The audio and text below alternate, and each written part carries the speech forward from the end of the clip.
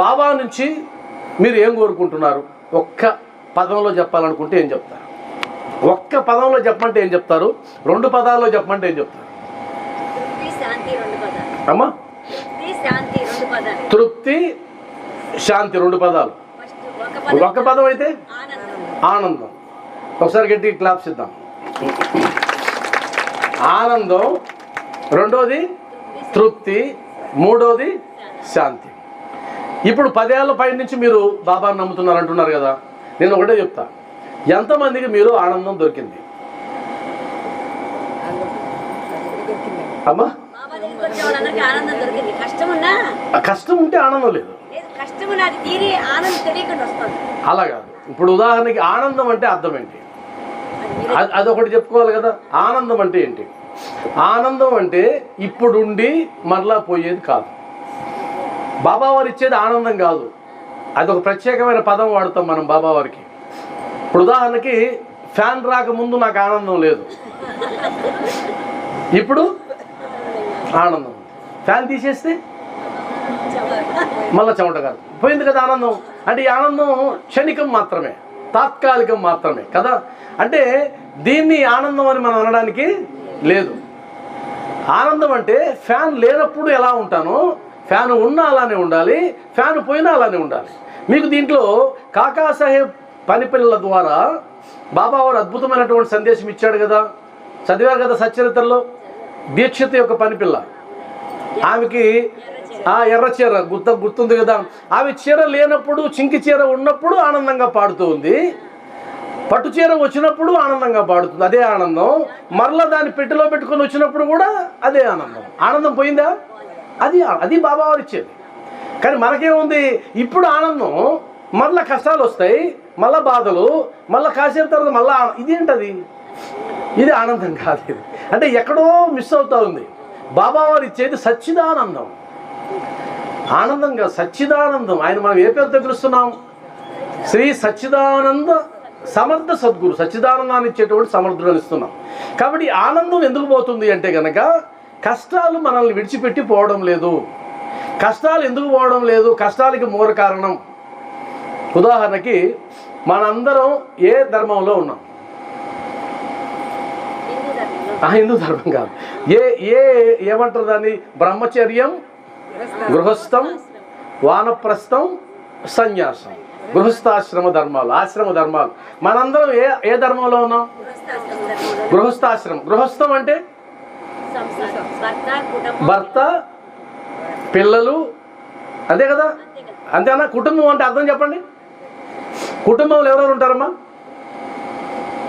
ఏం పెద్ద పెద్ద ప్రశ్నలు ఇవేమన్నా? కుటుంబం అంటే అర్థం ఏంటి? తల్లి, తండ్రి, పిల్లలు, అదే కదా. దాన్నే కుటుంబం అంటారు. ముందు ఇది మారాలి. కుటుంబం అంటే తల్లి, తండ్రి, పిల్లలు కాదు. ఆ తల్లిదండ్రికి కూడా తల్లిదండ్రులు ఉన్నారు, అవునా? అవ్వ, తాత ఉన్నారా? వాళ్ళు మిస్ అయిపోయారు. పాఠాలు కూడా ఏం చెప్తున్నారంటే, కుటుంబం అంటే అమ్మ, నాన్న, 2 పిల్లలు. ఇది కుటుంబం. ఇది దౌర్భాగ్యం. అక్కడి నుంచి మొదలైన దౌర్భాగ్యం మనకు. ఈ మధ్య నేను ఒకసారి తెనాలికి వెళ్తే ఒక మీటింగ్ జరుగుతూ ఉంది, ఒక పెద్ద కార్యక్రమం. ఆ కార్యక్రమంలో ఒక అమ్మాయికి నేను మైక్ ఇచ్చి, అమ్మ మీ ఇంట్లో ఎవరెవరు ఉంటారని అడిగాను. ఆ అమ్మాయి చెప్పింది, నేను, మా అమ్మ, మా తమ్ముడు, మా నాన్న అన్నారు. బాగానే ఉంది కదా, ఎవరెవరు ఉంటారని చెప్పాను. ఎదురుగా ఒక పెద్ద ఆయన ఏడుస్తున్నాడు, కళ్ళీళ్ళు పెట్టుకున్నాడు. నేను ఆయన తర్వాత అడిగా, మైక్ ఇచ్చి అడిగా, ఏమంటే ఎందుకు ఏడుస్తున్నారంటే, ఆ సమాధానం చెప్పింది, నా మనవరాలు నన్ను, నా భార్యను చెప్పలేదు, నేను కుటుంబంలో వ్యక్తులుగా నా మనవరాలు తీసుకోలేదని ఏడుస్తున్నాడు పెద్ద ఆయన. నిజమా కదా? ఇక్కడ కుటుంబం అంటేనే మారిపోయింది అర్థం. దాంట్లోంచి మనం సాయి బంధువులుగా ముందు రావాలి. సాయి బంధువులుగా మనం మారాల్సింది ఏంటంటే, నువ్వు ఏదైతే ఆనందం అనే పదం పెట్టుకున్నావో, ఏదైతే తృప్తి అని పెట్టుకున్నావో, ఏదైతే ఇంకో పదం ఏంటంటమ్మా శాంతి అన్నావో, ఈ 3 పదాలు గృహస్థాశ్రమంలో ఉన్న వాళ్ళకి ఎక్కడి నుంచి వస్తాయి అంటే కుటుంబం నుంచే వస్తాయి, ఇంకొకటి నుంచి రావు. బాబా దగ్గరికి వస్తే వస్తాయని మీరు అనుకుంటారు, అది క్షణికం మాత్రమే. మళ్ళా బాబా దగ్గర నుంచి ఇంటికి పోగానే వాళ్ళ మొదలవుద్ది, అవునా కదా?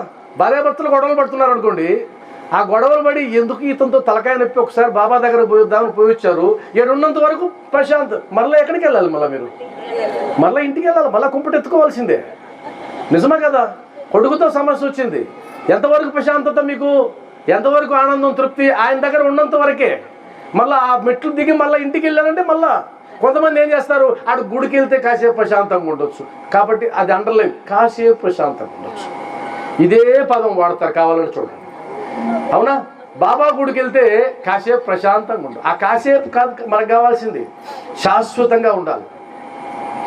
కాబట్టి శాశ్వతంగా ఉండాలి అంటే నువ్వు కుటుంబంలో గెలుస్తున్నావా లేదా ముందు చెక్ చేసుకో. నిన్న స్వాతంత్ర దినోత్సవం, ఇప్పుడు నేను మామూలు విషయాల్లోకి వచ్చా, ఆ విషయంలోంచి వచ్చేసా బయటికి. స్వాతంత్ర దినోత్సవం జెండా ఎగరేసేటప్పుడు మా ఎదురుగ్గా గుమ్మం దగ్గర ఒక స్త్రీమూర్తి వచ్చి నిలబడుకునేది, ఒక ఆడామె నిలబడుకుని మహిళ. ఆమె నేను సీరియస్గా చేయబెట్టి వేలు పెట్టి వెళ్ళమన్నా. నేను సీరియస్గా వేలు ఇలా చూపించి వెళ్ళిట్టన్నా. అనొచ్చా అక్క?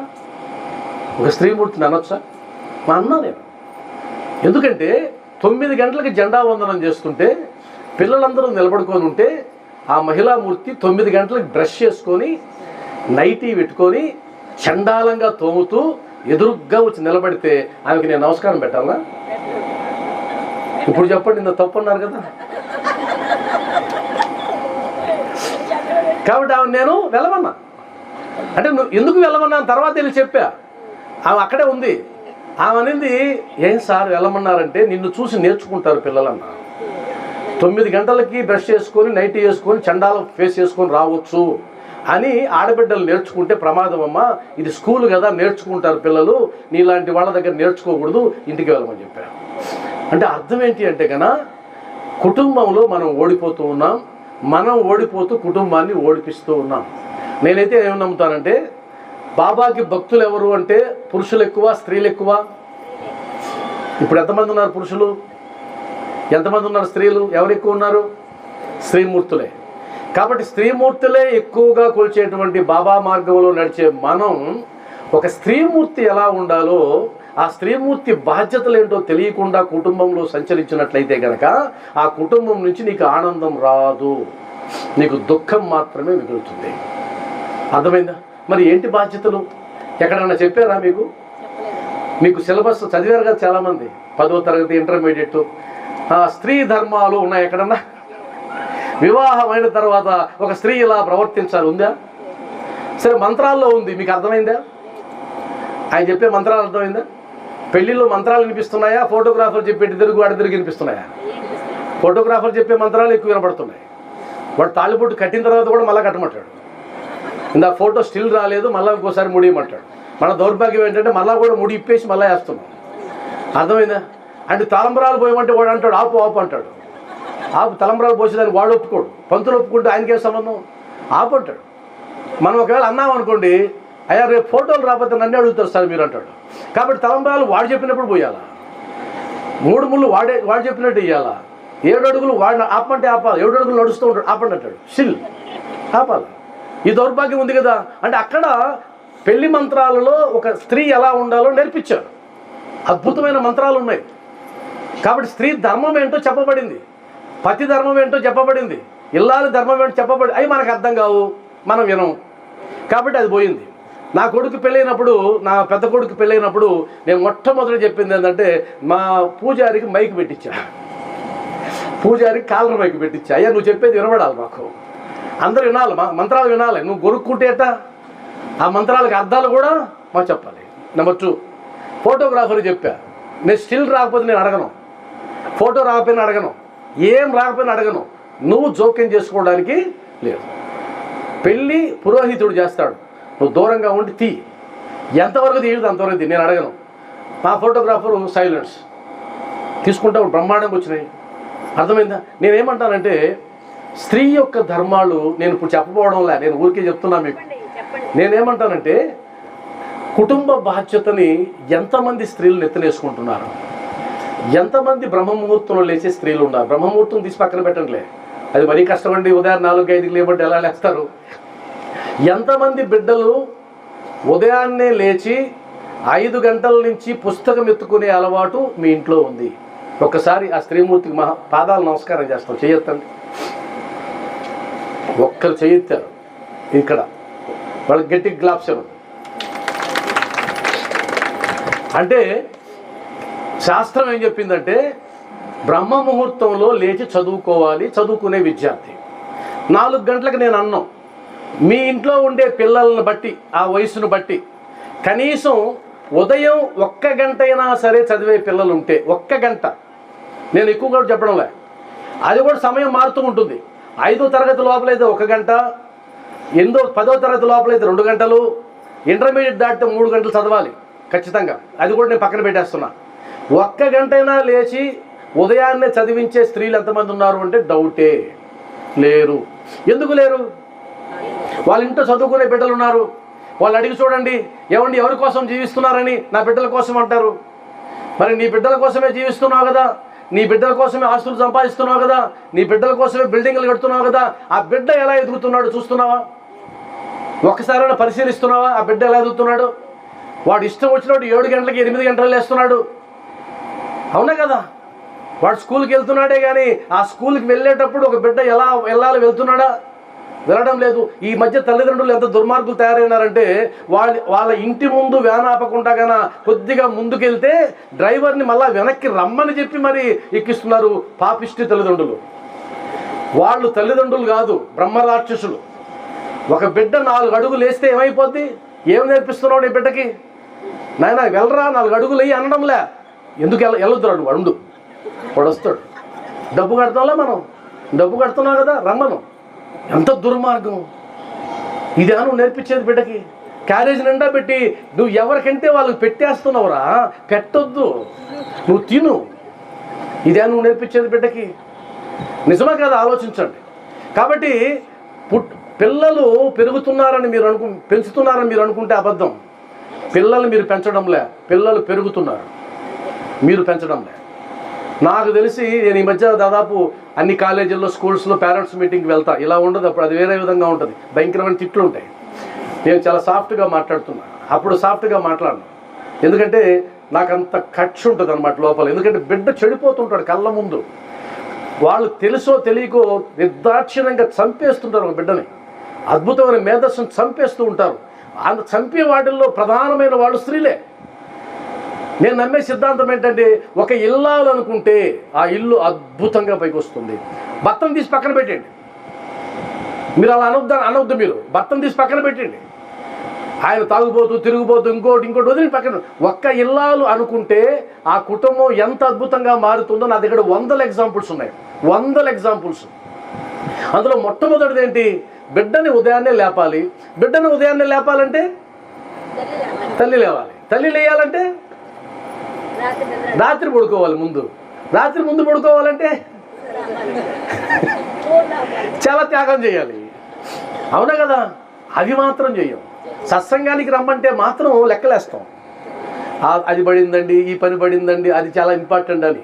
మరి 1-2 గంటలు ఎలా చూస్తారు సీరియల్? మీరు 4 సీరియల్ చూసే మహాత్ములు ఉన్నారు. ఇది నేను పెట్టాలే వీడియో, భయపడబోయా. 4 నేను విన్నానండి. 4 సీరియల్ చూస్తారు. 4 సీరియల్ అంటే 4 అరగంటలు. ఎంత? 2 గంటలు. ఏ సమయం తెలుసా అది? ఏ సమయం? రాత్రి 8 నుంచి 10 లేదా 7 నుంచి 10. సైన్స్ ఏం చెప్తుందో తెలుసా? పిల్లవాళ్ళ మీద ప్రయోగాలు చేసి ఒక టోనీ బుజాన్ అనే ఒక శాస్త్రవేత్త 25,000 మంది విద్యార్థుల మీద ప్రయోగాలు చేసి వాళ్ళ మెదడు ఏ సమయంలో బాగా పనిచేస్తుందో తేల్చి పడేశాడు. ఆయన తేల్చి టైం టేబుల్ ఇచ్చాడు. ఆ time table Tony Buzan time table అంటారు. తల్లిదండ్రులు ఆ టైం టేబుల్ ప్రకారం ప్రవర్తించాలని చెప్పాడు ఆయన. పాపం ఆయన చెప్పక ముందే మన ఋషులు ఎప్పుడో ముందే చెప్పేశారు ఎప్పుడు చదవాలి అని. వాళ్ళు చెప్పిన ప్రకారం ఉదయం 4 గంటల నుంచి 7 గంటల వరకు మెదడు 100% అద్భుతంగా పనిచేస్తుంది. అప్పుడు కానీ చదివితే ఫిక్స్ అయిపోతుంది. అలాగే ఇంక రెండోసారి చదవాల్సిన పని ఉండదు. సాయంత్రం 7 గంటల నుంచి 10 గంటల వరకు 80% యాక్టివ్గా ఉంది. 80% అప్పుడు కూడా బాగా పనిచేస్తుంది. కాబట్టి చదవాల్సిన విద్యార్థులు మీ ఇంట్లో ఉంటే కనుక ఉదయాన్నే కనీసం 2 గంటలు 4 నుంచి 6 లేదా 5 నుంచి 7 చదివించాలి. 8 నుంచి 10 లోపల చదివించాలి. లేదా చిన్నపిల్లలు ఉంటే గంట, లేదు మరీ చిన్నపిల్లలు ఉంటే అరగంట అలవాటు చేయాలి. చిన్నగా ఉదయాన్నే వేయాలి, చదవాలి. వాడు చదవడండి, చదవకపోయినా పర్లేదు, కూర్చోబెట్టు. వాడు తూగుతాడండి, తూగనండి, పర్లేదు, అలవాటు అవుతుంది. అర్థమైందా? అది ఇప్పుడు జరుగుతూ ఉంది ఇళ్లలో. ఏం జరుగుతుందంటే ఆ 7 నుంచి 8 గంటల 10 గంటల లోపల వచ్చే సీరియల్ అన్నీ టాప్ సీరియల్స్ ఉంటాయి. అవునా? ఎందుకు చెప్పండి? అన్ని టాప్ హిట్టే. ఎందుకో తెలుసా? ఆ హిట్ సీరియల్లన్నీ అప్పుడే వేస్తారు. ఎందుకంటే అప్పుడు కానీ అడ్వర్టైజ్మెంట్ చూస్తే బ్రెయిన్లో ఫిక్స్ అయిపోతుంది. నువ్వు షాపుకి వెళ్ళగానే నీకు తెలియకుండానే ఆ పేరు గుర్తొస్తుంది. అందుకని అప్పుడు వేస్తారు. అప్పుడు వేసేది కూడా ఏంటి, గంట సీరియల్, అరగంట సీరియల్లో 15 నిమిషాలు అడ్వర్టైజ్మెంట్లాగా వేస్తారు. అవునా కదా? కాబట్టి ఎవరైతే బిడ్డల కోసం జీవిస్తున్నామని అంటారో, ఎంతమంది ఇక్కడ ఉన్నారండి బిడ్డల కోసం జీవించేవాళ్ళు? పిల్లలేనండి, వాళ్ళ కోసమే జీవిస్తున్నాం. ఎవరు లేరా? ఇదేంటిది? పిల్లల కోసం జీవించే వాళ్ళు ఎవరు లేరా? ఒకసారి చేయొద్దండి. బాబా మీద ప్రమాణం చేశాం, సార్ మేము పిల్లల కోసమే జీవిస్తున్నాం. భయపడుతున్నారు కదా? ఎందుకు భయపడుతున్నారంటే విలువైన సమయాన్ని ఇంకెవడో డబ్బు సంపాదించడానికి మీరు ఖర్చు పెడుతున్నారు. ఇంకెవడో సీరియల్ తీసినవాడు, ప్రొడ్యూస్ చేసినవాడు, నటించినవాడు డబ్బు సంపాదించడానికి నీ విలువైన సమయాన్ని ధారపోసి నీ ఇంట్లో పెరిగే 100 ఏళ్ల మొక్కని నిర్లక్ష్యం చేస్తున్నాడు. అదా, ఒక రైతు 4 నెలల్లో చేతికొచ్చే ఒక పంటను వేస్తాడు. రైతు మన ఆదర్శం. రైతు అసలు ఎంతమంది ఇక్కడ రైతులు ఉంటే వాళ్ళందరికీ పాద నమస్కారం చేయాలి మనం. 4 నెలల్లో చేతికొస్తుంది పంట, వరి పైరు. అలా నాటినప్పటి నుంచి ప్రతిరోజు నిద్ర ఉండదు రైతుకి. రోజుకి ఒక్కసారైనా వెళ్తాడు, దాన్ని చూసుకుంటాడు, జాగ్రత్తగా వస్తాడు. ఏదైనా తేడా వచ్చిందనుకో, కలుపు వచ్చిందనుకో, కలుపు రైతు నాటుతాడా? ఏ రైతైనా కలుపు నాటుతాడా? మరి ఎక్కడి నుంచి వచ్చింది? అది ఆటోమేటిక్గా వస్తుంది, అది కలుపు. అవునా? ఆ కలుపు వచ్చినప్పుడు రైతు ఏం చేస్తాడు? వదిలేస్తాడా? వదిలేడు. ఏం చేస్తాడు? డబ్బులు ఇచ్చి మరీ పీకించేస్తాడు. మరి నీ బిడ్డ ఎదుగుతూ ఉంటే ఒక చెడ్డ అలవాటు వచ్చింది, కలుపు ఒకలాగా, నువ్వేం చేస్తున్నావు? వదిలేస్తున్నావు. చిన్న పిల్లాడిని పెద్ద అయితే తెలుసుకుంటాడు. ఏం తెలుసుకుంటాడు? ఏదో వాడు తెలుసుకునేది. పెద్ద అయితే ఏం తెలుసుకుంటాడంటే మా అమ్మ ఒక చవట, మా నాన్న ఒక చవట అని తెలుసుకుంటాడు. అర్థమైందా? కాబట్టి రైతు జాగ్రత్తగా తీసేస్తాడు. తెగులు చూస్తాడు. తెగులు ఎలా పట్టిందో అతను తెలియదు, దానికి ఏ ముందు కొట్టాలో అతను తెలియదు. ఏం చేస్తాడు రైతు? ఆ మొక్కను తీసుకుంటాడు, రైతు డిపోకి పోతాడు. ఆడ తెలిసిన వాళ్ళు ఉంటారు, వాళ్ళకి చూపిస్తాడు.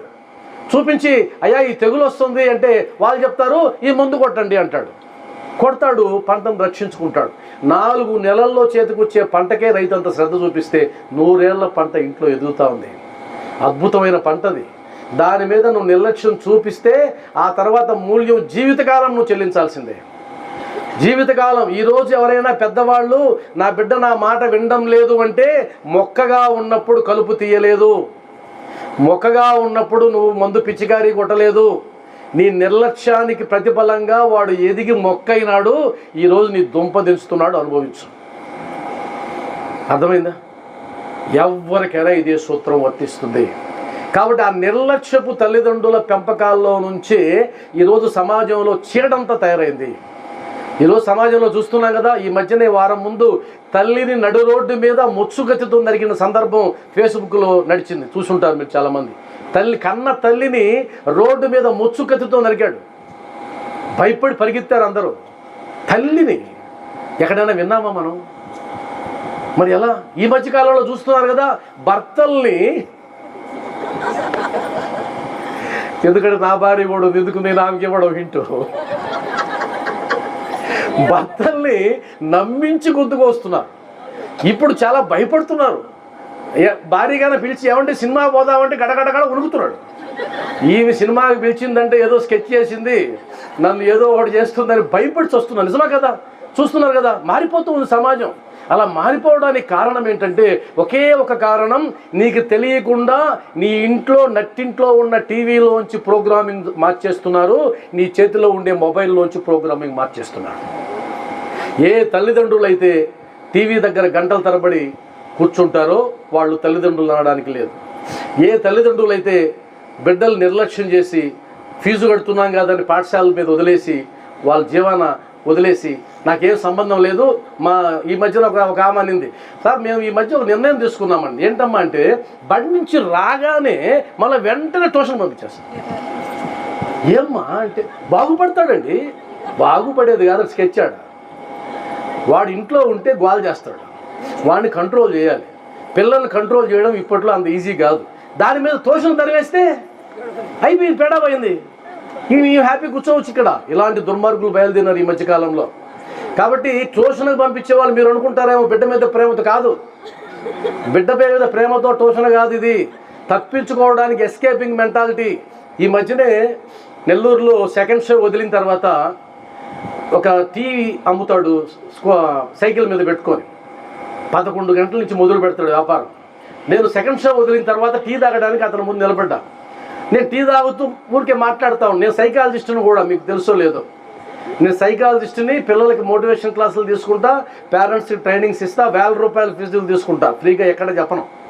అర్థమైంది కదా? ఇప్పుడు మీకు చెప్పిన దాన్ని నేను చెప్పాలంటే నాకు 1000 రూపాయల ఫీజులు ఇవ్వాలి, మిమ్మల్ని ఏమని కాదులే. అర్థమైందా? కాబట్టి నేను దాని మీద పుస్తకాలు కూడా రాశాను, నేను తర్వాత చూపిస్తాను మీకు.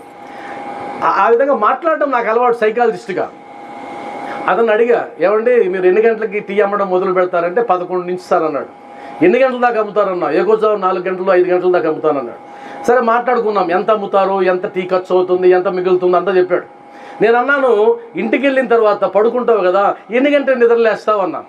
7కు లేస్తాను అన్నాడు. అవును, 5కు పడుకుని 7కు లేస్తే నిద్ర సరిపోతుందా అన్న. సరిపోదు సార్. మరి సరిపోతే పడుకోవచ్చు కదా. పడుకుంటే అంటే సార్ పనికి వెళ్ళాలన్నాడు. మళ్ళీ పనికి వెళ్తావా? పనికి వెళ్తాను సార్. మీ ఆవిడ ఏం చేస్తుందని అడిగా. అపార్ట్మెంట్ ఉంది సార్, నేను ఉండే ఏరియాలో అపార్ట్మెంట్లో పాచి పని చేస్తుంది. ఏం సిగ్గులేదు, మామూలు చెప్తున్నాడు. ఆమెను సంపాదిస్తుంది, నువ్వేం సంపాదిస్తున్నావు అని నేను ఒక మాట అడిగా అతన్ని. ఏమండి నేను చూస్తున్నాను దోమలు కుడుతూ ఉన్నాయి, సైకిల్ మీద పోలీసులు వస్తే పరిగెత్తుకుంటూ వెళ్తున్నావు, చాలా ఇబ్బందిగా ఉంది కదా, మీకు కష్టం అనిపించడం లేదా అంటే ఆయన అన్నాడు, సార్ ఎవరి కోసం సార్ మేము కష్టపడేది? నా బిడ్డల కోసమే కదా. నా బిడ్డల కోసం ఈ మాత్రం కష్టపడకపోతే ఎట్ సార్ అన్నాడు. నాకు ఆనందమైంది. అయ్యా మీ బిడ్డలు ఏం చేస్తారు అడిగా. చదువుతున్నారు సార్ అడిగాడు. ఎక్కడ? స్కూల్ పేరు చెప్పాడు. ఆశ్చర్యపోయాను నేను.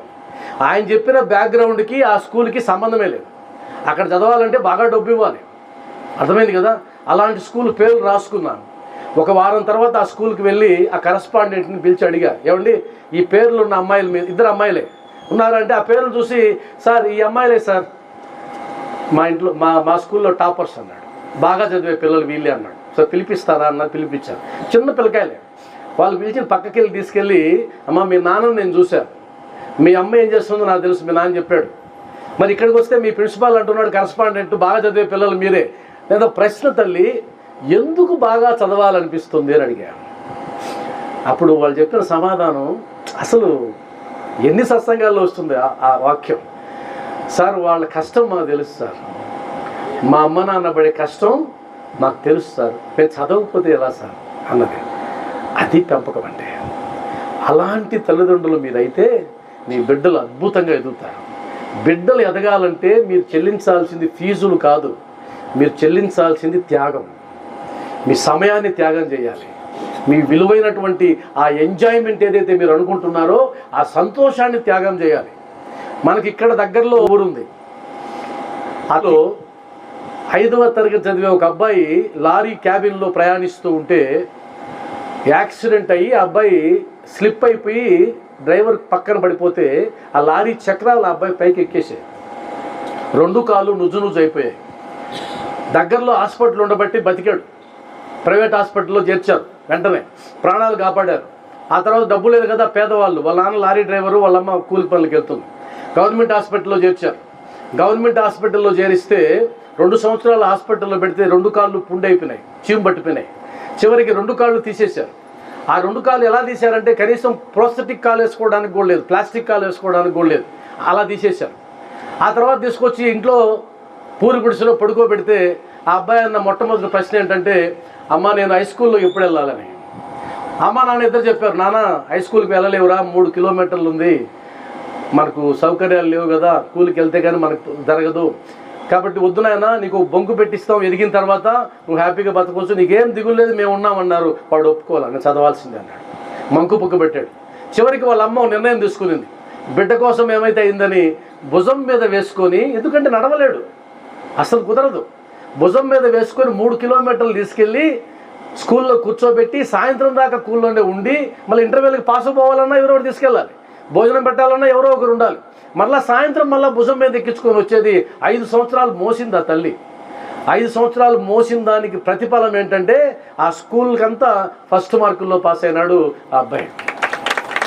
ఆ తర్వాత గుంటూరులో ఒక ప్రైవేట్ కాలేజీ వాళ్ళు ఫ్రీ సీట్ ఇచ్చారు అబ్బాయికి. ఆ ఫ్రీ సీట్ ఇచ్చి 2 సంవత్సరాలు హాస్టల్ సీట్ ఇస్తే 2 సంవత్సరాల్లో గుంటూరు సిటీకి టాపర్గా వచ్చాడు అద్భుతమైన మార్కులతో. ఆ తర్వాత ఐఐటీలో సీటు సంపాదించాడు చెన్నైలో. 4 అంతస్తుల బిల్డింగ్కి ఎక్కలేకపోతుంటే ఆ యాజమాన్యం వాళ్ళే వాడి కోసంగా లిఫ్ట్ పెట్టించారు. అంత గొప్ప చేసే త్యాగ చేసి అంటే బాగా చదివే బిడ్డ. ఆ తర్వాత వాడికి జరిగిన 2 అనుభవాలు చెప్తా. ఒక అనుభవం ఏంటంటే, మరి చదవడానికే డబ్బులు లేవు కదా, మరి డబ్బులు లేకపోతే ఎలా చదివించాడు ఐఐటి అనే సందేహం వస్తుంది కదా. వాడు కాలేజీకి వెళ్ళిన తర్వాత సార్ ఫీజు ఎంత వివరాలని అడిగితే, వీడి కాలేజీకి వెళ్ళిన వెంటనే అరగంటలో మళ్ళీ వెనక్కి పిలిచి, ప్రిన్సిపల్ బాబు నువ్వు ఫీజు కట్టాల్సిన పని లేదు, రేపు వచ్చి జాయిన్గా అన్నాడు. ఈ అబ్బాయికి అర్థం కాల, వాళ్ళ అమ్మ నాన్నకి అర్థం కాల. సార్ ఫీజు అన్నారు, వద్దు నువ్వు కట్టాల్సిన పని లేదు, నువ్వు రేపు ఉదయం నువ్వు జాయిన్ అయిపో అన్నాడు. ప్రతి సంవత్సరం ఫీజు కట్టకుండా చదివిస్తున్నాడు. ఈ అబ్బాయి చాలాసార్లు అడిగాడు, సార్ ఫీజు ఎవరు కడుతున్నారు సార్ నాకంటే, నీకెందుకే ఇవన్నీ, ఎందుకు దేవుడు కడుతున్నాడు అనుకో అని చెప్పి అయిపోయింది. లాస్ట్ రోజు చెప్పాడు, బాబు నీకు ఫీజు కట్టే ఆ దేవుడిని ఈరోజు నువ్వు చూస్తావన్నాడు. ఈ అబ్బాయి ఆతృతగా ఎదురు చూస్తున్నాడు, వాళ్ళ అమ్మా నాన్న ఎవరు కట్టారు నాకు ఫీజు అని. ఆ తర్వాత ఈ అబ్బాయిని పిలిచి ఆయన పేరు కూడా పిలిచారు. ఆయన మెట్లు ఎక్కి నవ్వుతూ వస్తున్నాడు. ఈ అబ్బాయి ఆయన చూశాడు, ఒక్కసారి గుర్తొచ్చింది.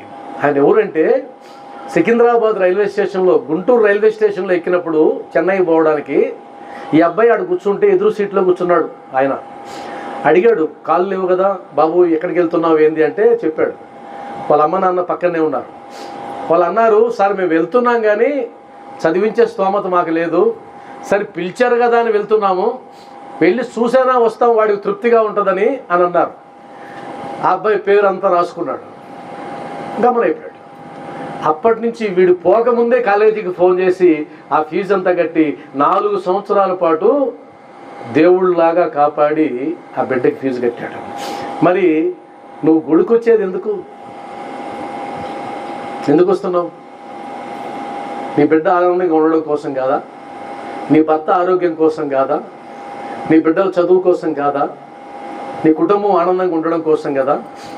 మరి భగవంతుని నమ్మినందువల్ల ఏం లాభం వస్తుందో ఆ ఒక్క ఇన్సిడెంట్ నాకు చెప్పింది. ఆ అబ్బాయి రాస్తాడు, ఏం రాస్తాడంటే, భగవంతుడు నా 2 కాళ్ళని తీసుకెళ్ళాడు కాబట్టి తీసుకెళ్ళిన దానికి గుర్తుగా నాకు ఒక దేవుడిని పరిచయం చేశాడు రాశాడు. ఎంత అద్భుతమైనటువంటి మాట అది.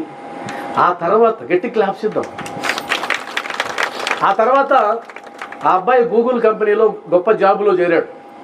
ఆ అబ్బాయి గురించి మాట్లాడుతూ ఇంకొక అబ్బాయి అడిగాడు, సార్ మీరు బాగా చదివేవాళ్ళు కదా, మరి ఎందుకు ఉద్యోగంలో చేరారు, విదేశాలకు ఎందుకు వెళ్ళలేదంటే ఆ అబ్బాయి రాస్తాడు ఒక మాట, సార్ నేను బాగా చదివేవాడినే, కానీ నా చదువు కోసం మా అమ్మ 5 ఏళ్ళు మోసింది సార్.